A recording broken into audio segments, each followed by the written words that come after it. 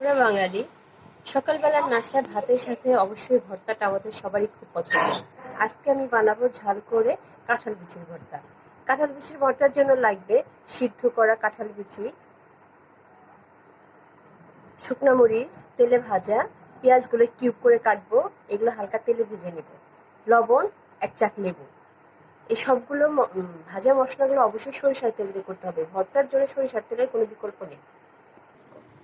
ভর্তাগুলো আমরা শিলপাটায় করব, এই জন্য সর্বপ্রথম শুকনো মরিচগুলো পাটায় দিয়ে লবণ দিয়ে ভালো করে পিষে নেব। ভর্তায় ঝালটা সবার রুচি অনুযায়ী, সবার ঝাল খাওয়ার পরিমাণ এক না, যে যে পরিমাণ ঝাল খাবে সেই পরিমাণই ঝালটা দিবে, লবণটাও স্বাদ মতো। এরপরে শুকনো মরিচটা বাটা হয়ে গেলে এর মধ্যে আমরা কাঁঠাল বিচিটা দিয়ে নেব, তারপরে শিলপাটায়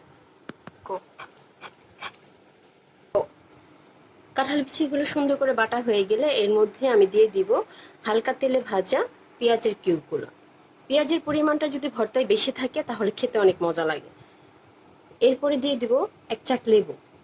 লেবুটা হচ্ছে অপশনাল, যারা একটু টক খেতে পছন্দ করেন তারা দিতে পারেন, না হয় স্কিপ করতে পারেন। তবে লেবু দিলে এই স্বাদটা অনেক করে বেড়ে যায় আমার মতে।